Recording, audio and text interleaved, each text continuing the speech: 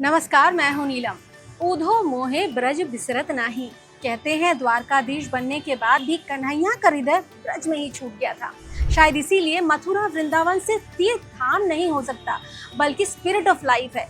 ब्रज की असली पहचान उसके मंदिरों से जितनी बनती है, उतनी ही यहाँ के लोगों के सहज व्यवहार, यहाँ के लोकगीत, यहाँ की रासलीला और यहाँ की संस्कृति से बनती है। इसीलिए यहाँ विकास का अर्थ सिर्फ नई परियोजनाएं खड़ी करना नहीं है, बल्कि इस सांस्कृतिक आत्मा को बनाए रखते हुए यात्रियों के अनुभव को बेहतर बनाना है। उत्तर प्रदेश में मुख्यमंत्री योगी आदित्यनाथ के नेतृत्व वाली यूपी सरकार इसी सोच के साथ ब्रज सर्किट का विकास कर रही है। मथुरा, वृंदावन, गोकुल, बरसाना समेत पूरे ब्रज में लगभग 30,000 करोड़ रुपए की कार्य योजना पर काम हो रहा है, ताकि विरासत भी सुरक्षित रहे, यात्रा भी सुगम बने और आस्था से जुड़ी स्थानीय अर्थव्यवस्था को नई गति मिले।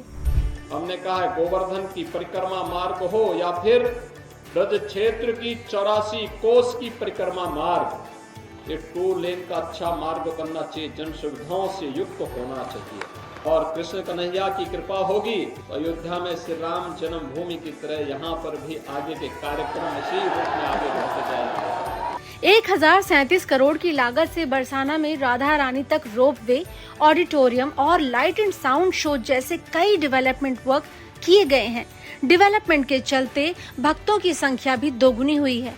परिक्रमा मार्ग से लेकर ब्रज के वन और धार्मिक स्थलों को संवारा जा रहा है। योगी जी के आने के बाद हमारे वृंदावन मथुरा में बहुत ही अच्छे स्तर पर डेवलपमेंट हुआ है, विकास हुआ है। जैसे कि हम सड़कों को यदि लें तो सड़कें काफ़ी पहले से अच्छी हुई हैं। साफ सफाई को लेकर के भी हमारे योगी जी की तरफ से काफ़ी ध्यान रखा जाता है। जो हमारे नगर निगम और पालिका वाले हैं वो साफ सफाई का भी विशेष ध्यान रखते हैं।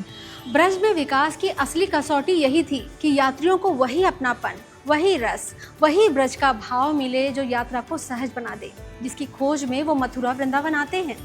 जन्माष्टमी और रंगोत्सव के दौरान लगातार बढ़ती श्रद्धालुओं की संख्या इसी विश्वास की गवाही देती है। मुख्यमंत्री योगी आदित्यनाथ के नेतृत्व में ब्रज में विरासत के संरक्षण और आधुनिक सुविधाओं के विकास का ये प्रयास अब जमीन पर दिखाई देने लगा है।